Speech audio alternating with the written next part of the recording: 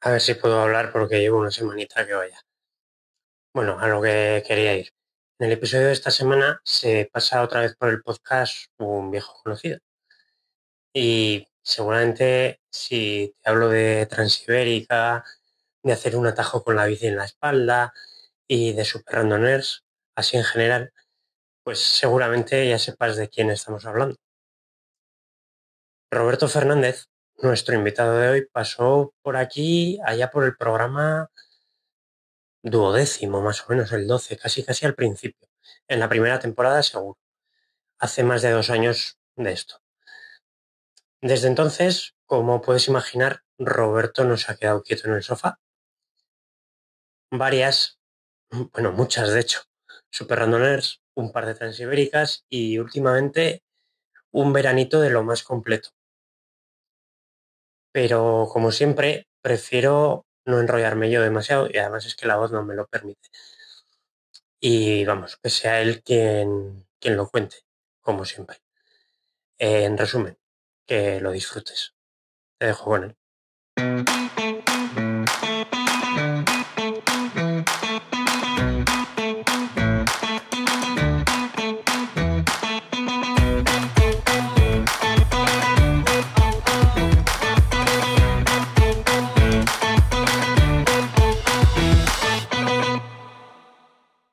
Roberto Fernández, muy buenas, bienvenido de nuevo. Tengo que decir que es la segunda vez, bueno, la tercera vez que nos conectamos para grabar, más dos plantones que te di antes, con lo cual creo que vamos a batir el récord con Kiko y Néstor, que también nos costó conseguir el episodio, pero bueno, seguro que merece la pena. Bienvenido de nuevo, porque ya estuviste por aquí al principio de los tiempos. ¿Qué tal? ¿Cómo estás?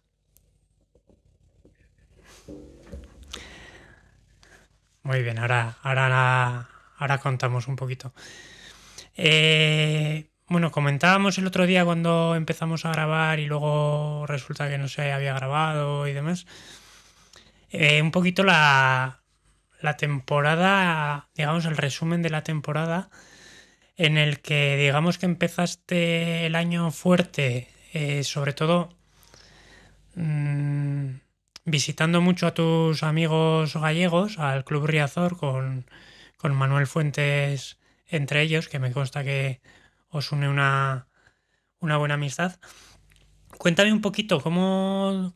Bueno, sé que sueles ir todos los años, pero este año especialmente, y además por un buen motivo, ¿no? Que era que, y ahora me lo cuentas tú mejor, digamos que en vez de focalizarlo todo en Coruña, decidieron descentralizar un poco los brevets. ¿Cómo fue ese inicio de temporada por Galicia? Bien, pues estos últimos 3 años hemos colaborado por cercanías, ¿no? Entre Astorga y Galicia. Y bueno, siempre estamos ahí con ese miedo de ver la previsión hasta el último día, casi casi hasta la última hora. Porque Galicia ya sabemos lo que tiene. Tiene mucho verde y hay que regar el campo. Y bueno, este año, esta temporada, tenían ahí ese reto a nivel organizativo de ver cómo se podría comportar el mundillo randoner cercano, haciendo un brevet con salida en cada una de las provincias, ¿no? de Galicia. Y bueno, yo creo que ha sido bastante participación, bastante éxito y lo que hemos comentado, ¿no? en otras ocasiones, que hay mucha gente que está habituada, por ejemplo, de Orense, a hacer sus rutas, planteas ahí algo distinto, algo, pues un 200, un 300, y la gente encantada, ¿no? de llevarles por sitios que a lo mejor no conocían o no estaban habituados, ¿no? Así que en ese sentido, guay. Ujú. Sí, es un poco curioso, ¿no? Cómo funcionamos a veces que en nuestra misma zona nos queda pues mucha parte sin reconocer muchas veces y viene alguien, no digo desde fuera, pero viene alguien y te da cuatro pinceladas de pues igual carreteras más secundarias o incluso pistas de hormigón y descubres nuevas conexiones y nuevos mundos. De tal manera, yo creo, ¿no? que se gana en las dos partes. Por un lado, se va generando afición en la zona local. Me estoy trabando porque tengo aquí a la gata, ya ves que me la va a liar. Pero bueno, eh, digamos que vas generando afición a este otro ciclismo que quizás es más desconocido para el gran público y a la vez, lejos de lo que pudiera parecer, es ese mismo público nuevo el que descubre nuevos sitios en su zona, ¿no? Que también es lo bonito. Se mezcla un poco ahí las dos cosas. La satisfacción como organizadores, en este caso, de que, pues, como bien has dicho, tiene éxito de participación y tiene acogida la propuesta. Y por otro lado, pues ver que además se exploran nuevos recorridos, ¿no? Y nuevos territorios, digamos, aunque sea para la gente local. No sé, este feedback de la gente, como, no sé si te ha comentado algo Manuel o así, si están pensando en repetir, entiendo que sí, porque ha sido todo un éxito, pero no sé cómo lo ha valorado la gente en Nobel en A ese ver, sentido. yo creo que ha sido bastante positivo. Lo que pasa que ahora ya con datos, la semana pasada o hace 2 semanas no teníamos esos datos, de los brevets que van a plantear para el año que viene. Yo creo que no va a haber tanto salirse de Coruña, ¿vale? Entonces, a ver, ha ido bien. Lo que pasa que yo también les entiendo que a nivel organizativo, pues ya la gente que anda detrás de ello, Manuel, Luis, bueno, Felipe, gente del club que suelen estar siempre habituados a estar ahí al pie del cañón, pues hombre, a veces no va bien, ¿no? El decir, vamos a cambiar la sede y ahora nos vamos a Tui a preparar uno desde allí, ¿no? Que ahí también tenemos a Javi, ¿no? Javi Costas echando una mano a él, a la familia, a su hijo. Entonces, pues bueno, yo creo que ha sido positivo y este año que entra a lo mejor no va a haber tanto movimiento, ¿no? De hacer cosas desde fuera, pero seguramente que volverá, ¿eh? Si la gente lo Vale, va sí. demandando.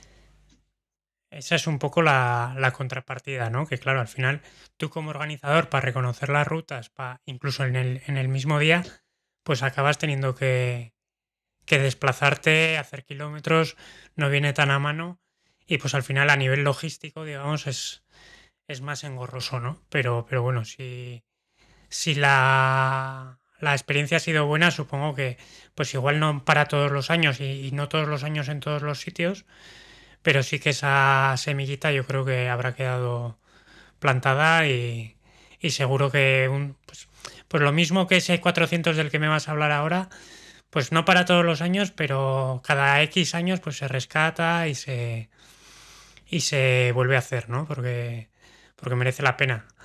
Al final, visto desde fuera, visto como participante, cambiamos esa visera, ¿no? En vez de organizador participante, eh, quieres intentar dejar ese buen sabor de boca a la gente que se desplaza, a la gente que va a conocer una nueva zona, intentar ofrecer un mínimo de servicios, ¿no? Si viene alguien de viaje que a lo mejor no se ha quedado hospedado y por ser un brevet corto, entre comillas, un 200, digamos, quiere marchar en el día. Y claro, pues hombre, meterse en el coche dándose un agua así como los gatos, pues mejor tener una ducha, ¿no? Y tal. Y yo creo que ninguno nos negaríamos, ni ninguna de los que estamos en este mundillo a decir, mira, si me cobran 5 eurillos, 4 o 10 por irme a unas piscinas municipales, pues oye, no pasa nada. Se paga, te pegas una ducha y tranquilo, te cambias y te metes en viaje o disfrutas del fin de semana o lo que sea, ¿no? Entonces, ahí en ese sentido, pues en el caso, por ejemplo, hablo de memoria y mal, Orense creo que tuvimos piscinas, el Lugo creo que también, y en Tui, por ejemplo, que saliendo del centro de la ciudad, pues ya te tenías que buscar un poquito la vida, ¿no? O irte pues eso, como en otras ocasiones, ¿no? Coger el macuto, pedir algo en el bar y, espera, que me voy al váter y te haces ahí, bueno, ese baño checo, así rápido.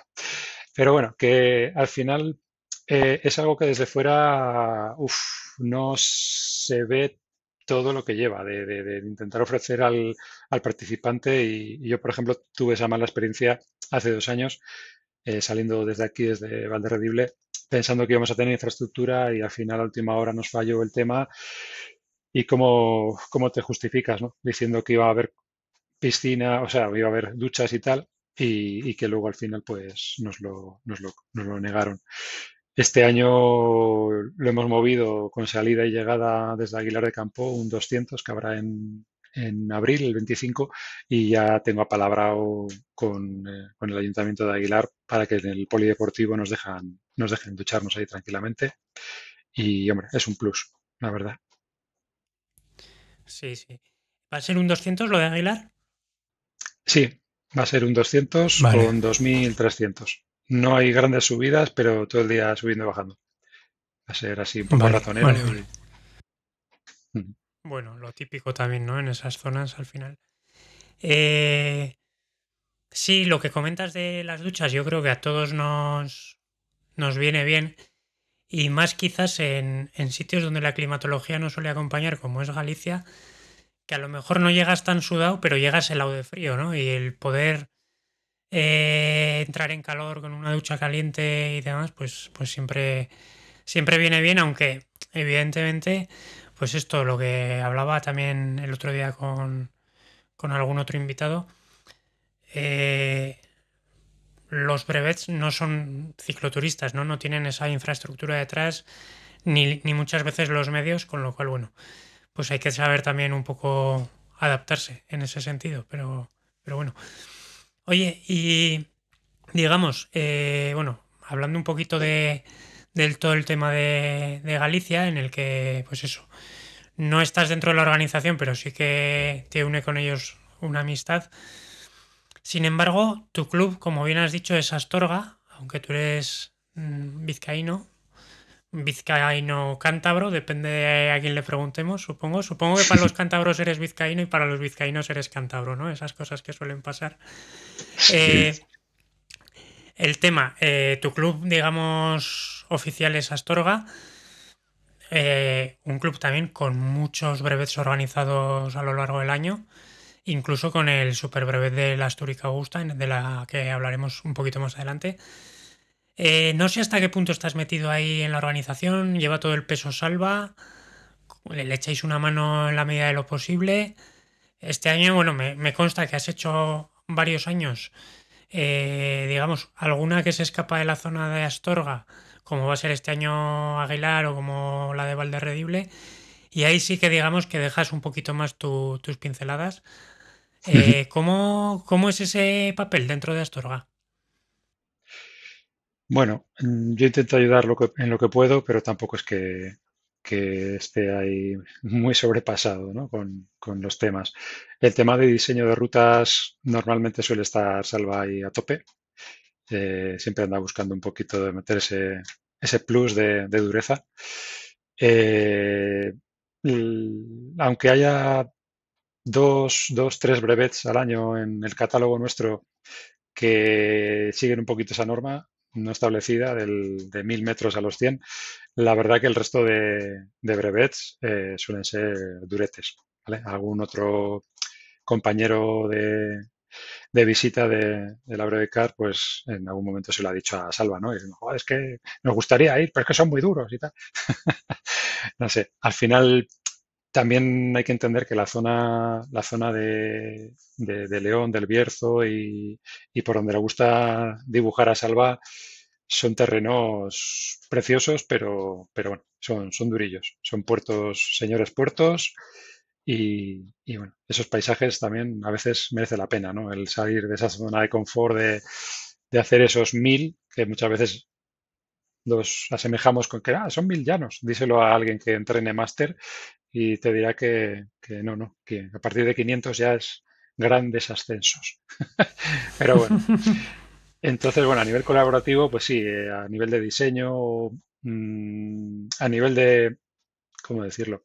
Conejillo de Indias. Tengo una nueva SR, mira a ver si va el chorra de Robert y la hace. Y tal. Y luego nos cuenta a ver si es posible o no. Bueno, Y pero sí, Robert va sí. encantado, ¿no?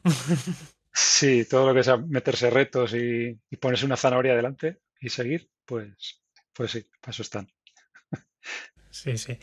Eh, Mira, esto que comentas de esa norma no escrita de los 1000 por cada 100, ese ratio mágico, ¿no? Digamos, de uno. Joder, yo creo que, bueno, cada vez por suerte hay más clubs organizadores, hay más oferta, con lo cual la gente, digamos, que puede ir eligiendo también los que más se adecúen. Y sí que es verdad que principalmente por el terreno, ¿no? La geografía de cada sitio, que es particular. Y luego, joder, que a veces, pues, renunciar, digamos, a sitios chulos por el miedo a meter un poquito más de desnivel, pues, pues a veces da pena, ¿no? Y yo creo que, hombre, sin irte a grandes extremos, volvemos luego si quieres a ese 400, o el 400 que nos salió a nosotros aquí este año, ¿no? Pues, que son ya, pues digamos que no se pasan por un poco, sino que buscan precisamente esa dureza, pero bueno, hay que buscar cierto equilibrio entre que sean más o menos asequibles, pero que a la vez muestren los encantos de la tierra donde se llevan a cabo, ¿no? No sé cómo lo ves tú en este sentido. Sí, a ver, el ejemplo lo tenemos con este brevet, ¿no? Que organizan en Riazor. Yo empecé en el 19, nos conocimos Salva, Manuel y yo en un 200 de Musía, que a partir del kilómetro 60 nos cayó la mundial hasta meta. Ahí sí que venía bien la ducha. Y Salva me fue contando, ¿no? Dice, joder, pues es que este club y tal, tengo amistad con ellos, llevan bastante tiempo organizando y tal, y tienen un Brevet 400 de la costa que es espectacular. Y digo, bueno, ¿y eso qué? ¿Cuándo lo hacen? Dice, no, es que van rotando y tal, tienen ciertos brevet ya eh, planificados que para que la gente no se canse, pues eso, en una temporada a otra a lo mejor dejan de hacerle y luego en 2 años o en 3 lo reeditan y tal. Y pues no sé si fue en el 20, el 21, se volvió a organizar. Vi un poco el track, lo pasé por varias aplicaciones, IDP Index, Strava, que luego fue creciendo con el tiempo, y dices, hostias, esto no puede estar bien. 400 kilómetros, 7.200 metros, cuando el punto máximo son 460 de altitud, esto está mal. Y no, no estaba mal, estaba perfecto. Entonces, es un brevet que se sale al atardecer, en la noche la pasas rodando y tal. Durante la noche subes el punto más alto, 460, de camino a Finisterre. Llegas allí al amanecer, merece la pena llegar al amanecer. Yo la primera edición que hice llegué con los carreristas, no vi nada, fondo negro, Finisterre, ni amanecer ni gaitas. Y luego ya desde allí haces 200 kilómetros por la Costa de la Muerte. Haces 6 faros, acabas en Roncudo, tal, Punta Nariga. Y claro, ¿cómo sumas el desnivel? Pues con doble dígito gallego, que las piernas, vamos, te van machacando cada subida. Pero lo que es el paisaje que ves allí es increíble, es espectacular. Un brevet que se acompaña un poquito el tiempo y como malo te haga viento, estás en la costa, si no te llueve, es un brevet que no lo olvidas. Y si quedan fuerzas y ganas, repites. Entonces, bueno, pues de estos retos, ¿no? que hay por ahí. Ujú. Joder, bueno, además volvemos un poco a la particularidad del terreno en cada sitio, ¿no? Quien conozca un poquito Galicia, a mí me tocó sufrirla y disfrutar las partes iguales este año cuando hice el camino a finales de junio, creo recordar que fue, con ola de calor, como me suele tocar a mí cuando no me diluvia y me suspenden por alerta naranja. Eh, entonces, no hay grandes puertos, digamos, si no los buscas a propósito, pero lo que no vas a tener es ni un metro llano, ni siquiera aunque lo busques a propósito, ¿no? Es todo continuos toboganes, lo que dices tú, repechos cortos que muchas veces no llegan ni al kilómetro, pero pues al 10, al 12, al 13, doble dígito, como bien dices, y pues acaba desgastando las piernas más que un puerto largo que te permite coger ritmo. Porque además Si esto me es acuerdo que, que me lo comentó. sí, Dime, no, dime, no, dime. perdona. No, no, que es que es una anécdota. Este año que está un poquito con los organizadores de las diferentes provincias, lanzabas ese guante. Oye, chicos, pero ¿qué pasa? ¿Que no sois capaces de hacer un 200 con 2000? Y claro, te dicen que busca tú la zona. Que si no repites alguna carretera así un poquito llana y tal y te pones a hacer allí en plan circuito, hámster, vamos, que muy, muy poco para poder hacer un 200 con esas características. Uno, ¿eh? Claro, no. Lo, lo que decía también Salva, ¿no? Que te iba a comentar, y me acuerdo cuando estuvo por aquí, que por cierto, el otro día estuve hablando con él y se pasará en breve para hablar de ese challenge que va a haber en 2026, del que luego me adelantaste un poquito, aunque lo desarrollaré con él. Ujú. Eh, Joder, al final, pues como pasa igual también en la París-Brest, ¿no? Que te vas comiendo repechos y demás, y sin darte cuenta te has comido 1500 metros de desnivel muchas veces a plato, ¿no? Porque bueno, como es corto, haces el esfuerzo, pim pam pum, y al final ahí acabas pues con las patas vuelta al aire, con el rotuliano pidiendo el tiro de gracia y mucho más cansado que si hubieses tenido un puerto a veces de 10 kilómetros, pero en el que vas cogiendo tu ritmo, te regulas y lo llevas mejor a cabo. Yo, por tener así otra pincelada, la SR de Lugo también es espectacular y yo de las que recuerdo hechas, para mí ha sido la que ha tenido un comienzo más bestial. eh, en 140 kilómetros más o menos, arriba de Balouta, había acumulados 4.200. O sea, es un brevet bestial. Luego, menos mal que va bajando un poquitín y tal, acumula casi hasta los 12.000, pero el comienzo es que dices, como esto sigue así, vamos, tiro la cuchara. No me extraña, ¿no? Mira, ya te digo, en Galicia he estado. Por cierto, si se ha oído un escándalo, eran todas las medallas de finisher de los brevets de este año que las acaba de volcar aquí la Te colega. las, te las está Eh, ordenando. sí, sí, sí. Bueno, a lo que iba, que Galicia lo conozco en bici solo de este inicio de verano, pero sí que he estado de vacaciones y, por ejemplo, pues volvemos a lo que decías. Ézaro no sé cuánto tiene, yo creo que no llega ni a los 2 kilómetros, ¿no? Y sin embargo da miedo hasta con el coche. Entonces, bueno, pues son diferentes maneras de acumular el desnivel que muchas veces yo siempre digo que puedes tener el mismo desnivel en la misma distancia, pero depende cómo esté repartido y cómo de concentrado y cómo de agresivas sean las pendientes, no te va a saber igual. Entonces, bueno. Oye, digamos, visto un poco el tema de Galicia, también Astorga, vamos a centrarnos un poquito ya en tu temporada como participante, más allá de esas visitas a Galicia, esas eh, visitas a Astorga, barra colaboraciones, barra conejillo de Indias. Eh, digamos que tus grandes objetivos están como muy concentrados en la parte de verano, ¿no? Porque contigo coincidí en la fallida Londres-Edimburgo-Londres, que luego entraremos un poco más. Pero previamente habías hecho Astúrica y luego, a posteriori de la Londres, Floris Londres, hiciste Transibérica. Cuéntame esa acumulación así tan seguida, que, bueno, ¿qué tal físicamente? ¿Qué tal la asimilaste y cómo te dio por ahí, por acumular tanto junto?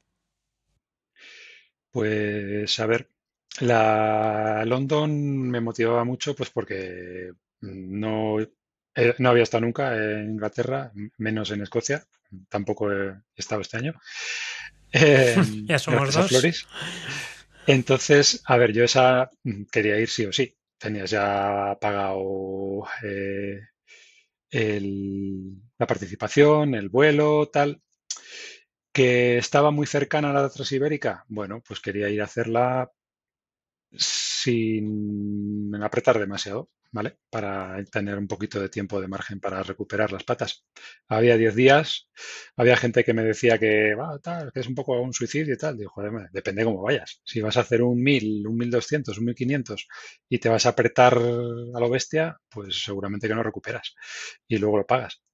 Entonces, luego también se unió que este año se hacía las túricas del club. No pude ir a la primera participación, a la primera edición, porque creo que coincidía con Transibérica aquel año y opté por ir a aquella edición a la Transibérica. Y este año pues me apetecía estar un poco ahí con los del club, con Alex de León, que me dijo a ver si nos juntábamos y tal.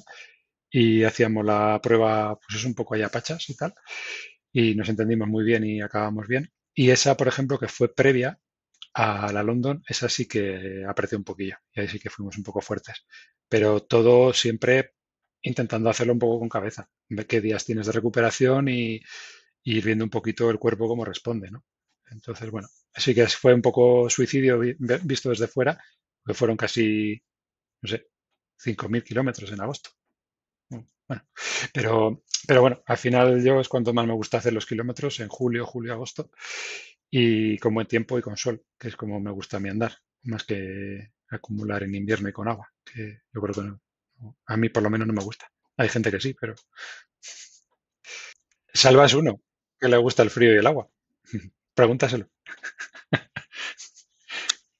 Que eso, que Salva, no sabía yo que le gustaba el agua y el frío tanto. Yo la verdad que ya he desempolvado el rodillo. No, no me gusta el rodillo, pero mojarme y pegarme un tortazo porque resbala me gusta todavía menos. Entonces, pues yo soy de secano, pese a que el clima en nuestra zona tampoco es que favorezca mucho llegar seco en esta época del año.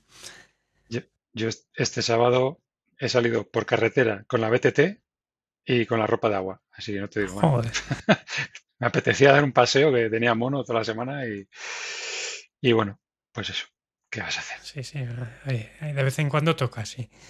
Tampoco es que lo evite al 100%, pero sobre todo ahora con pocas horas de luz, frío, agua y poco rato, digo, mira, hago una hora, hora y cuarto de rodillo, le pego un poco de caña y por lo menos siento que me ha cundido el rato.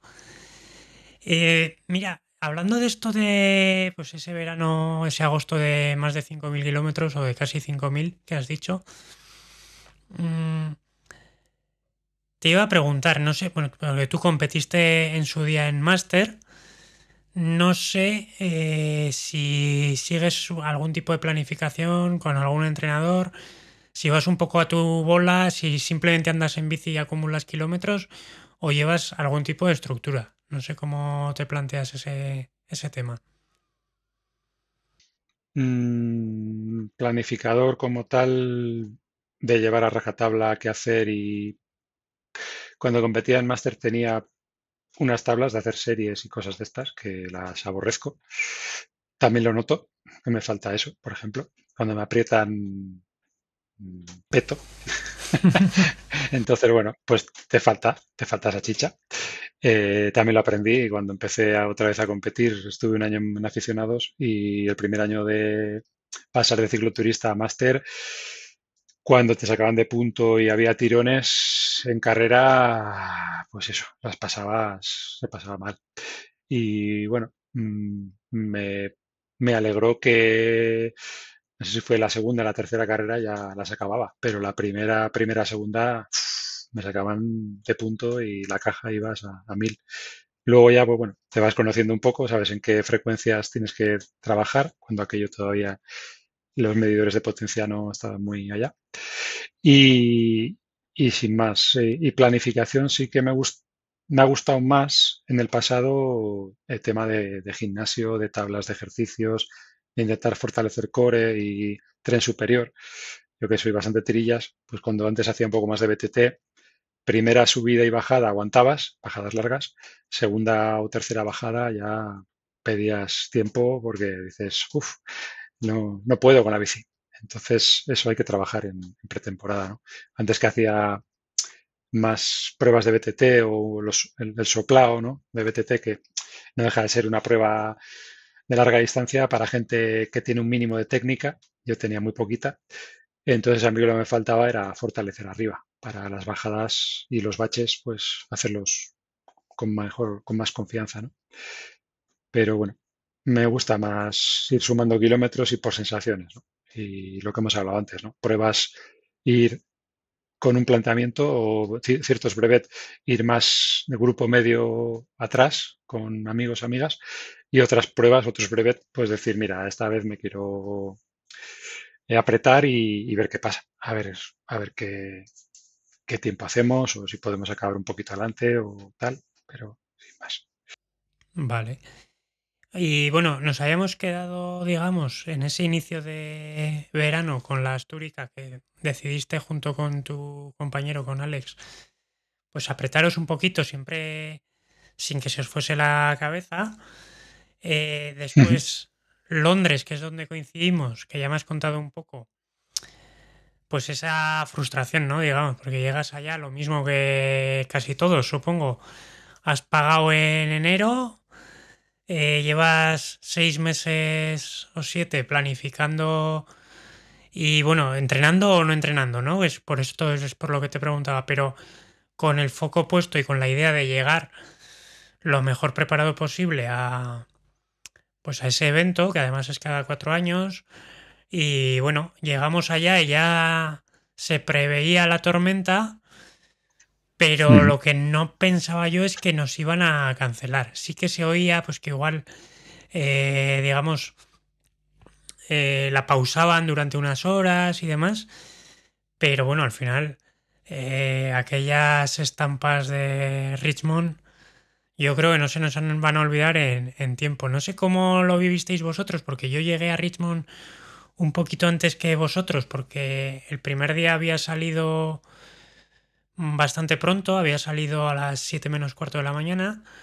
Eso me permitió llegar a Malton más o menos sobre la medianoche o así. Y salí pronto de Malton hacia Richmond, que eran 90 kilómetros, pero ya empezaban a picar un poco, ¿no? Pero yo llegué y se empezaba a levantar el viento cuando yo llegué. No sé para vosotros, porque llegasteis bastantes horas más tarde a Richmond. ¿Cómo fue esa odisea desde Malton hasta Richmond y cómo vivisteis luego ese confinamiento apocalíptico con escenas, la verdad, que dantescas, ¿no? La gente tirada en cualquier sitio. ¿Cómo, primero, cómo vivisteis la experiencia y segundo, cómo gestionaste tú particularmente esa frustración de, oye, pues al final, después de tantas horas aquí, nos cancelan, pero todavía no nos dejan irnos? ¿Cómo lo definirías? Bueno, a ver, yo creo que siempre hay que intentar llevarlo al lado positivo, ¿no? Y en vez de cogerte y autoflagelarte, decir, oye, pues es algo que te supera, no, no puedes actuar contra el tiempo meteorológico. Y en este caso, pues, hombre, la organización yo creo que tomó la mejor de las decisiones. En vez de coger y dejar, dejarnos ir a nuestro libre albedrío con vientos tan fuertes, con lluvias también interesantes y que pudiese haber percances, pues bueno, yo creo que ese no acabar la prueba, pues hombre, vino impuesto, pero vino bien impuesto. Nosotros nos pilló nada, 4 gotas llegando al control previo. No sé si nos quedamos allí no sé si era también en Malton, donde estábamos durmiendo, que cogimos allí unas habitaciones en un hotelillo que había allí cerca del control. Me suena que sí y que además dormimos en el mismo hotel, que era como una especie de castillo. Sí, sí, sí, me llamaba la Sí, atención. Dices, ¿dónde estoy entrando aquí? me dijo Manuela ya, cuando estuve con vosotros, me acabo de Sí, acordar que sí, sí, era Malton, era pues el control nosotros. anterior que había como unos 95 kilómetros de ahí a Richmond luego. íbamos a un ritmo bastante relajado y de colegueo, hablando, tal, no sé qué, comiendo, vamos, un montón. Yo creo que se quedaron en los puntos de paso, se quedaron sin existencias, gracias a nosotros. Y a Malton Un llegaríamos saludo pues a de 2 a Néstor 3 de la también, mañana. desde aquí, hablando de lo de arrasar con la comida. Debe ser otro de los míos, sí. Ya lo escuché ya. No, pues el caso que llegamos allí de 2:30 a 3, entramos allí al sitio este y dices, joder, encima que te pagas el hotel, la habitación, no te vas a coger y te vas a marchar a las 6 de la mañana. Entonces, pues bueno, la salida por la mañana la hicimos escalonada dentro del grupo. Eh, Varios de los compañeros de Galicia decidieron ir a un pop-up coffee de estos a desayunar. Nosotros habíamos googleado y había ahí una cadena de supermercados que tenía una foto chula en Google Maps y le dije a Manuel, digo, aquí estos desayunos creo que no hay que saltárselo. Y bueno, pues fuimos allí a desayunar tranquilos, luego pasamos por el control y me parece que a la hora que pasamos, al de poco, ya como que empezaban a no dejar salir. No sé si nos vieron cara de descansados y nos dejaron seguir. Y bueno, continuamos. Al de 3/4 de hora, 1 hora, cayó la mundial, nos pusimos la ropa de agua, continuamos un poquitín y nos dio ahí un poco de cobijo un particular que tenía allí una casa, tenía allí una tejabana, le dije yo a Manuel, digo, "Ay, voy a tirar un poquitín a ver si encuentro algo", porque estábamos ahí en aquella zona de descampados, que no había nada. Y ya cuando llegamos allí a un pueblecito, no recuerdo cómo se llamaba, que había 4 casas y tal, vi que había allí una tejabana y me acerqué, había allí unos ojos que me miraban desde dentro de una casa y me sonreían y me dijeron, así haciendo gestos, pasa, pasa, que no pasa nada. Y él también pues coincidió que era ciclista y aficionado al billar, que estuvimos hablando un montón de snooker y tal. Su difunta madre también era muy, muy aficionada de Sheffield y bueno, ahí estuvimos Manuel y yo un ratito. Escampó, nos dijo el hombre, sí, sí, no os preocupéis que estas nubes y por dónde va el viento y tal, ahora vais a tener libre. Y nada, salimos de allí, nos dio ahí de desayunar un poquito más, tomamos el té con él, una experiencia así chula. Y nada, arrancamos y ya llegando al control fatídico, pues ya se iba viendo un poco que se mascaba la tragedia, ¿no? Ya varios compañeros nos habían dicho cómo estaba el tema.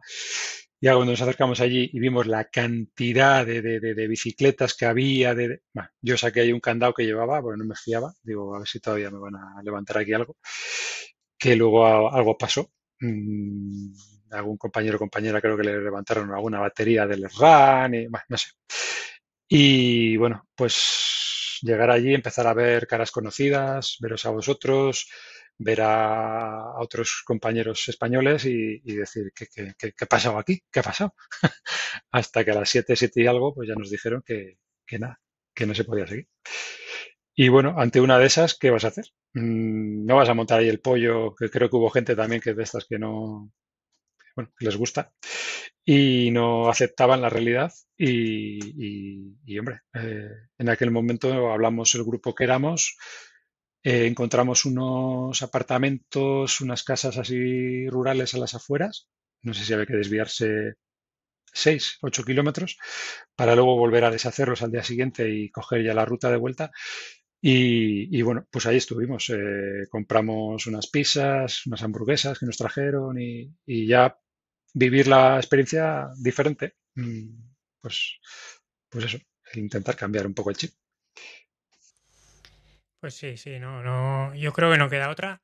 Estoy totalmente de acuerdo contigo en que fue la decisión acertada por parte de la organización, porque si lo llegan a dejar al libre albedrío de cada uno de nosotros, eh, por desgracia, somos tan inconscientes y estamos tan motivados ya una vez metidos en faena que yo creo que el 98% de la gente, me invento la estadística, me da igual, hubiésemos seguido. Hubiésemos seguido, nos hubiésemos encontrado un auténtico marrón subiendo los peninos y entonces nos hubiésemos lamentado y ahí sí que nos hubiésemos quejado todos, incluidos los que ahora se quejan de que se suspendió, de que a ver por qué nos habían dejado seguir poniéndonos en riesgo, ¿no? Entonces, pues yo creo que fue una decisión difícil, una decisión valiente y una decisión correcta. Entonces, pues bueno, ya habrá más, ¿no? Quiero decir que al final muchas veces se nos olvida, creo, y aquí ya hablo en mi nombre nada más, se nos olvida que esto no deja de ser un hobby, una afición, y que para pasarlo mal y para incluso ponerte en riesgo, pues ya hay otros momentos, desde luego. Entonces yo creo Es que no que merece la pena. además se une a que cómo justificas con tus amigos, tus familiares, que a lo mejor por preocupación están viendo las noticias y dicen, hostia, pero fíjate, si noticia internacional, por Escocia e Inglaterra debe haber un tifón de la hostia y tengo allí a... y tú allí, no, no, si no pasa nada, si todo perfecto, nada, una ligera brisa. Pero bueno, Sí, sí, no, es así. Bueno, fue lo que hubo, tuvimos mala suerte. Yo, al margen de eso, me pegué luego un tortazo como para mí solo, pero bueno, chapa y pintura. Recuerdo, compré una parcelita ahí, estupenda, me gustó, Inglaterra. Y nada, media vuelta. En tu caso, media vuelta y un poco más fresco para Transibérica, esto que hablábamos antes, ¿no? Tenías 10 días, ibas a ir con el freno de mano echado para poder recuperar, con lo cual digamos que pensando en Transibérica te pudo venir hasta bien para llegar un poquito más fresco. ¿Cómo afrontaste? Porque era tu cuarta participación en Transibérica, si no recuerdo mal. ¿Cómo, bueno, esto volví a salir de Bolzano, se subió al Gavia? Cuéntame un poquito, ya que estamos, tu experiencia en Transibérica 4. sí, a ver, ha habido un par de cambios frente al planteamiento del año pasado. El primer cambio es quitar ese miedo a volar con la bicicleta, ¿vale? Entonces este año en pretemporada pues compré una bolsa de viaje de estas semirrígidas. Le he puesto alguna protección interior más, sobre todo para la parte del cambio. Y por lo demás yo creo que bastante cómodo el poder no viajar con una caja, porque el año pasado viajé desde Bilbao con Enecoich y con John Kepa, y los tres íbamos con caja. Sí, los tres íbamos con caja, haciendo por allí el circo del sol. Y, hombre, es un marroncete, es un marroncete. Entonces, yo este año, a través de una empresa catalana, eh, Transport, ya te pasaré el link, estuve sondeando, me pasó varias empresas Amazon y después de darme un susto con dos o tres de ellas que pedían de 300 a 400 euros para arriba, con esta empresa viajé a Milán, a Malpensa, apalabré con un hotel de ahí, de al lado del aeropuerto, el dejar en consigna la bolsa de viaje ya recogida, a la mínima expresión, y no supera los 10 kilos de peso, es recogida y tal. Y la empresa esta, pues nada, pasó a recogerla y me la llevó, me la entregó en Bilbao, en Santurce. Entonces, no sé si llega a pagar 60 euros, 70, creo que no llegó a ese precio. Y bastante bien. El servicio este está guay cuando haces un viaje de estos que, que tienes que hacer algo con la bolsa o regalarla. Y la verdad que bastante bien la experiencia. También cambié frente al año pasado, en lugar de alquilar coche, pues miré más o menos el acercamiento a Borzano. Eran unos 350, 360, prácticamente llanos. No sé si había 600 metros el primer día y 400 el segundo.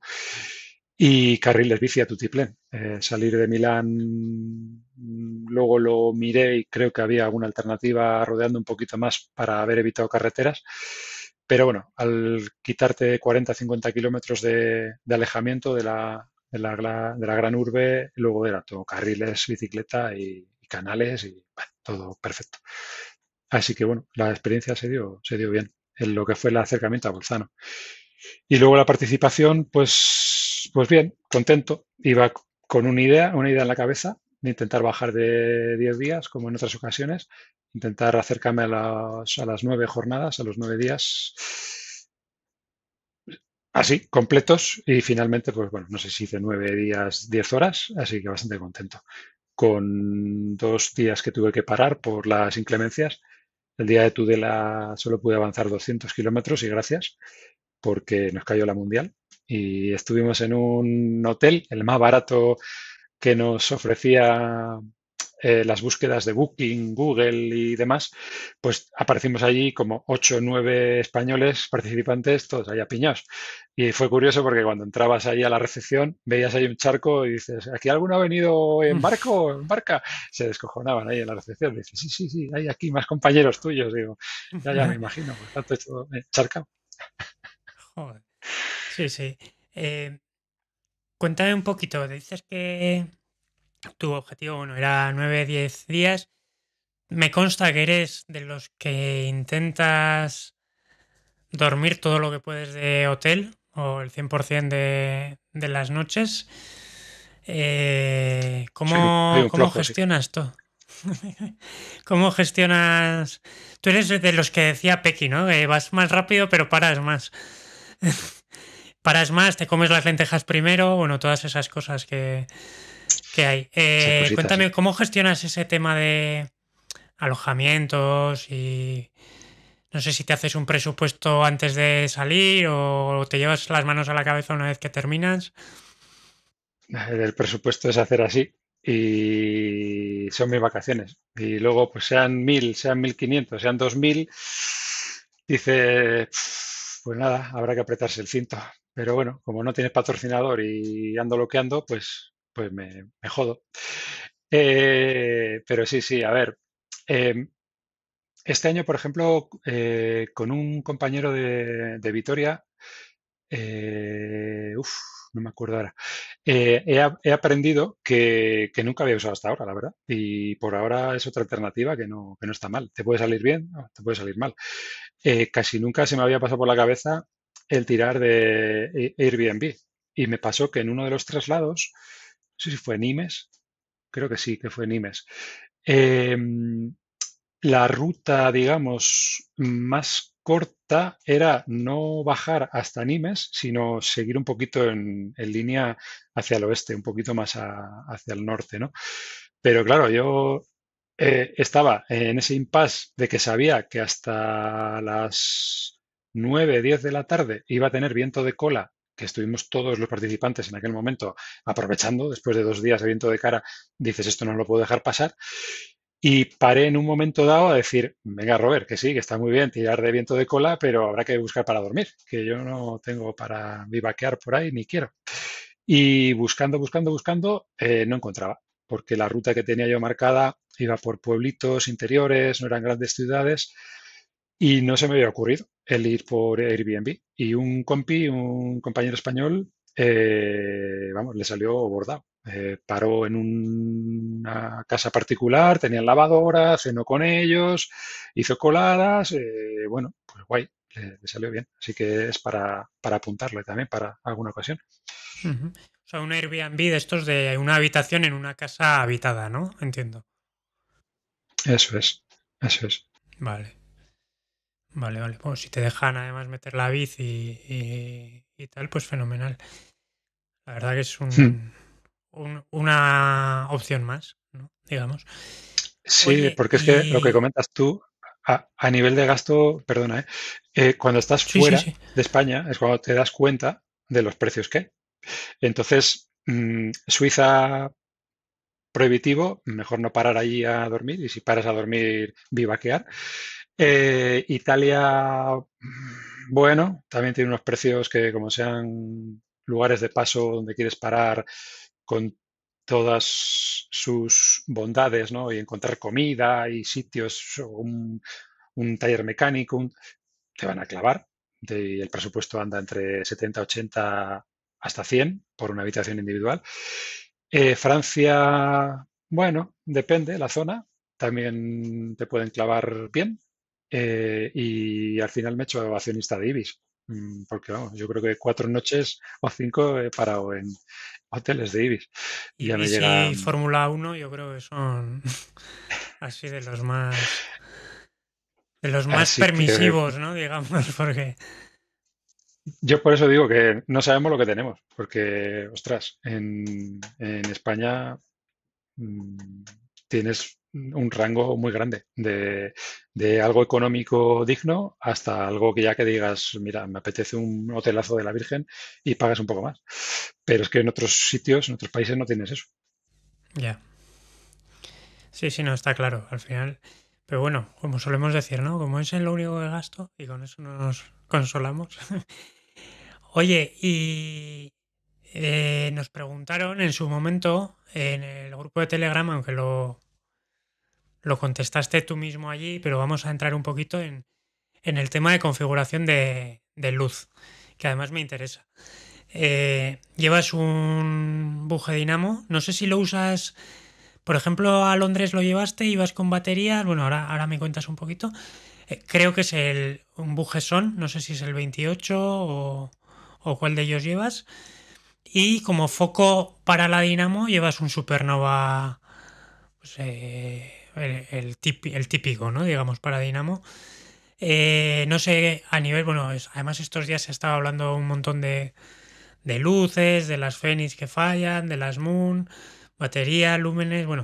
eh, Está claro que con un dinamo te quitas el estrés de gestionar la batería. No sé si además llevas, creo que no, que tiras de powerbank de carga rápida, pero no sé si llevas algún adaptador de estos para sacar 5 voltios en continua de la dinamo o cuál es tu setup, sobre todo a nivel luces. A ver, a nivel luces y en viajes de varios días, a ver, confío bastante en llevar Dinamo porque te quitas una preocupación, ¿no? De ir calculando de cómo va el tema, de si vas a tener que hacer una parada un poco más larga y cargar, de si te va a aguantar la luz. Pero a ver, sí que es verdad también que sin irte a... Yo ahora mismo, pues lo que comentas tú, ¿no? Llevo un Buje Son 28, creo que ha salido ya el moderno, el 29, que de peso anda parecido, pero habrá que esperar un poquito a ver qué valores da, si la resistencia es la misma o... Bueno, y la luz que llevo es el foco de Supernova, el M99 Di Pro, creo que es, menudo nombrecito. El foco es muy bueno. Antes tenía de otra marca y la iluminación era diferente. E incluso el buje que tenía DSP, Amazon me va a matar, pero bueno, a mí ese buje que yo llevaba, que le tengo por ahí en la rueda que uso en la BTT cuando ando por carretera, vamos, te tiraba para atrás que parece que te estaban tirando del mayor. Son mis percepciones, ¿eh? A lo mejor lo tenía mal instalado, pero con el Son 28 va mucho más fino. Y entonces, sí que es verdad que, por ejemplo, Supernova, la luz que saca con batería vale un pastizal, no sé si son 400 o 500 pavos la batería junto con el foco. Parece que es una barbaridad. Y ahí es cuando Manuel de Galicia, de Riazor, pues me fue comentando un poquito las bondades de las baterías 18650. Hay otras superiores, 22, no me acuerdo la numeración, pero bueno, las 18650, que digamos que es más o menos el estándar que usa Phoenix, ya sean recargables por cable o recargables por aparato o un cargador externo, la verdad que las he empezado a probar, llevo ya 2 años con ellas y me está haciendo plantearme la dependencia o no del dinamo. Eh, Empecé probando un foco que me recomendó Manuel para el casco, que te aguanta 2 noches en el modo 2 y con algunos usos pequeños en alguna bajada rápida, que digas quiero ver un poquito más. El uso tope es el que está prohibitivo en cualquier luz, porque te dan 2 horas, 3 de autonomía y sí, sí, vas viendo ahí como una cosechadora de noche, pero no es viable. Pero ya te digo que este foco, por ejemplo, en modo 2 te aguanta 2 noches en verano. En invierno no, ¿eh? En verano. Y he empezado a probar, he comprado los dos focos que tiene para bicicleta, uno con dos LEDs con dos baterías 18650. Lo probé el otro día en la última SR nocturna y la verdad que bastante bien, bastante contento. En el modo 2 también tiene una autonomía de la leche. No sé si llega a 18, 20 horas. En el modo 1, 33 horas, que por ejemplo para subir o incluso sin luz, cuando hay luna llena, no hace falta llevar el foco. Y en el modo 3 para bajada rápida, más que de sobra, no hace falta poner el tope. Y está empezando a probar el foco que creo que salió rana, porque esta es la versión moderna y recargable, el de que viene con un solo LED y una batería 18650. Y el hecho de que sea recargable, yo tuve un Gaciron hace 3 años que murió, el pobrecito, después de aguantarle un par de temporadas haciéndole judiadas, y el hecho de que sea recargable mientras vas usándolo, en 2 horas pone la web que tarda en cargar la batería. El otro día lo probé con un power bank y tardó 2 horas 10 más o menos. Yo creo que es un plus para poder llevar en la bolsita y decir, oye, que se me pone el LED en rojo, el indicador de que estoy gastándole, y irle cargando tú mientras llevas un power bank exterior, ¿no? Y a nivel, ya por acabar, a nivel de power banks, también Manuel me recomendó y Borja de Galicia, la marca Niwi, y la verdad que una pasada. Ligeritos, el Powerbank de 10.000 está en 160 vatios con una carga de 65, creo recordar. Compré otro que tiene un poquito más, tiene 25.000, lo que pasa que pesa ya bastante, tiene 400 gramos de peso y 100 vatios de carga, que es una pasada para móviles así como el que llevo yo de 120, te lo carga en 10 minutos, en 15 minutos, estando en modo avión. Entonces, bueno, es un poco barajar este eterno debate, ¿no? De Dinamo, las bondades que te da. Yo el montaje que tengo, le tengo con un foquito atrás de los 3 LEDs rojos, que no gasta nada, gasta como un mechero. Y la contrapartida es que si haces etapas con bastante ascenso, quieras que no, algo que te quite de tus vatios, de lo que muevas, lo vas a notar. Entonces, está ese eterno debate de lo que te ofrece por un lado y lo que ganas por el otro, ¿no? Pero bueno. Ujú. Sí, sí. Las luces estas que has dicho de batería que estás probando ahora, no me he quedado con la marca. No, o no, no sé si la has dicho Es, fe- o... fe- es Fénix, Ah, Fénix Fénix, vale, linternas, vale, la propia punto. Fénix, vale, vale, Sí, sí, vale, sí. vale. Que no sabía si Lo que pasa estabas que hablando de el, estas. el estándar de batería te permite que puedas jugar y llevar un par de ellas o cambiarlas de un dispositivo al otro. Vamos, que da bastante juego. No pesan nada las Tengo que mirar baterías porque y yo me acabo de comprar la Moon, la de doble batería con doble LED que da hasta 2000 lúmenes. Y quiero ver si las baterías son compatibles, que supongo que sí, que serán la que tú dices. De todos estos componentes, si no te importa, me los pasas todos por WhatsApp luego y los metemos ahí en las notas del episodio.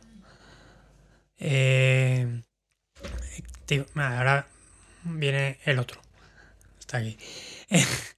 Eh, decía, por ir acabando, además de todo lo que hemos hablado de la temporada, que ahora nos hemos ido un poco por las ramas con el tema de las luces, pero bueno, además de todo eso, te ha dado para un montón de SRs, que yo creo que es tu formato fetiche, ¿no? Digamos, de alguna manera. sí, sí, sí. Me va gustando cada vez más los super brevet, pero las SRs por ese modo, digamos, compacto en horas, de 2 días y medio, si te vas a disfrutarla y a no exigirte mucho y a poder descansar y disfrutar con los colegas y tal, eh, yo creo que te permite hacer planteamientos muy diversos, ¿no? Hace unos años, cuando empezaron nuestros amigos los pioneros, ¿no? Como Manuel, como Aitor, como otros tantos, a hacer SRs, pues había menos tiempo, no sé si eran 50, 52 horas para hacer el recorrido 50 completo. horas, sí. Por eso antaño, 50. Por eso antiguamente pues hombre, los organizadores limitaban casi, ¿no? A ser 10.000 raspados, no pasarte de ahí porque es que luego necesitas más tiempo. Ahora los organizadores, pues fíjate, este fin de semana Jordi, mando un abrazo, ha estado haciendo con Javi la de Costa Blanca, nueva de este año, que la tenemos también ahí apuntada en la Diana, y creo que sumaba 12.002, 12.004 y, hombre, todos esos metros, depende cómo sean, que esa de Costa Blanca creo que es de doble dígito, pues también te va haciendo mella, ¿no? Y te va haciendo que te sobren menos horas. Sí, sí, estos se están pegando estos dos un año también completito. Les tengo que decir que vuelvan por aquí. Bueno, Javi ya estuvo, a Jordi lo traeré, lo traeré. Oye, ¿y qué te iba a decir? Bueno, ¿te gusta lo que dices por formato compacto? Supongo que también el hecho de que la puedas hacer cuando a ti te da la gana, ¿no? Digamos que no tiene una fecha concreta, pues siempre viene bien. No sé cuántas te quedan así por completar, además de esta de Costa Blanca que comentas. Pocas, bueno, en Andalucía, ¿no? Me comentaste que te quedaban unas poquitas. Sí, sí, a ver, en España creo que hay 31, 32. Bueno, por ahí más o menos. Eh, yo tengo hechas en total 25. He repetido varias, he repetido cuatro, sobre todo la mía, la que organizamos desde Astorga, desde aquí, desde Cantabria. Bueno, con salida oficial desde Cantabria, ahora ya puede salir desde cualquier lado. Y distintas 18. O sea que todavía me quedan unas cuantas por conocer. Sobre todo en Andalucía, que me quedan 7 por 7, no, 11. 7, 8. Tengo hechas 3, me quedan 8. Como el Capi, le mando ahí un saludo y me está todo el día dibujando con el lápiz, el mariconazo de él. Pero bueno, poco a poco a ver si van cayendo todas. Y hombre, me motiva el poder, como objetivo para el año que viene, poder sumar esas 30, ¿no? Manuel ya es de los, bueno, de los no, creo que es el único español que ha superado las 30. Entonces sí me molaría. A ver Bien, si bien. se puede cumplir. Pues ya me irás contando. Oye, y por ir cerrando ya, ¿qué tienes previsto para 2026? ¿Qué estás tramando? Porque dices del Capi que siempre está con el boli, pero tú seguro que estás ya con el calendario a medio perfilar. Me están empujando, más que yo que lo dejo siempre casi todo por última hora, Vaya, pobre, pues pobre, qué pena me das. sí, sí, a ver, me he juntado aquí con unos sospechosos habituales y bueno, con Santi, Diego, Juancar, Joserra, Raúl, Manuel, que queremos que también esté ahí a tope. Pues tenemos planteado hacer la Mónaco de Baviera y dejar este año Transibérica de lado. Y bueno, es un reto chulo de puertos por Alpes Dolomitas en junio, no sé si es el 20 de junio. Se hace por equipos y bueno, hay que ir un poquito ahí, o todos a una, vamos, como D'Artagnan. Si un compi dice que uno de los puertos opcionales está pasando un mal rato y no lo quiere hacer, pues nos jorobamos todos. Eh, Ese es uno de los objetivos. Otro es una gravel vía extrema, creo que es por Extremadura, que ya nos hemos apuntado y tal. Luego, por lo que comentábamos antes de Conejillo de Indias, pues me he apuntado a la Challenge, que ya nos comentará la Ultra Cycling Spain Challenge de Astorga, Eh, que organizada ahí básicamente por... es un circuito de 3 pruebas, ¿no? Que surge Eso de la es, unión, ¿no? Esa amistad que tienen Juanpe y Salva, Murcia-Astorga. Profundizaremos más en ella con Salva, pero bueno, sí que van a ser, digamos, una de carretera, una de gravel y una a formato de redondear hasta las 24 horas, ¿no? O, bueno, no sé exactamente eso es. cómo La de será. las 24 horas tiene formato un poco atractivo y peligroso. Son 250 kilómetros de circuito circular con casi 5.000 metros por esa zona llana de allí de Astorga y cercanías. Y una vez que llegas a meta, pues continuar sumando kilómetros hasta sumar las 24 horas en total. No es obligatorio, entonces, bueno, cada uno irá viendo lo que más le conviene, ¿no? Vale, vale, vale. Pues lo dicho, esto lo detallará próximamente Salva. Dejamos así un poco el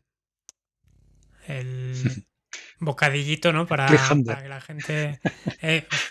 clickbait.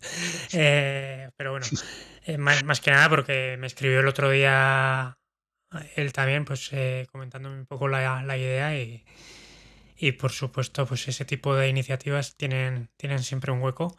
Así que nada, que lo detalle más él, que además supongo que, aunque tú tienes mucha información, él que lo ha gestado, ¿no? De alguna manera, pues nos traerá todas las novedades, fechas y todo esto. Entonces, por ir cerrando, ¿tú vas a hacer las 3 partes de ese challenge o alguna de ellas? Entiendo que todas, ¿no? Que es lo que tiene la gracia. Sí, sí, ya me han Vale, engañado. vale. Joder, me parece que te engañas rápido tú. Oye, pues Por desgracia, sí. Robert, iremos hablando porque además yo este año te sustituyo, te cojo el relevo en Transibérica, así que te iré preguntando cositas seguro más adelante. Sin problema. Me quedo con esa idea del Aero NB, bueno, del Dinamo ya hablaremos también, pero, pero bueno, me quedo con pinceladas, pero seguro que te enredo para que me resuelvas alguna duda. Lo dicho, oye, un placer. Ya sabes que tienes la puerta y el micro abierto siempre que la tecnología nos lo permita. Y nada, por mi parte, un placer. Cuando quieras, lo dicho, eres bienvenido de vuelta, así que hablamos, ¿vale? Cuídate. Venga, lo mismo. Cuídate. Hasta luego.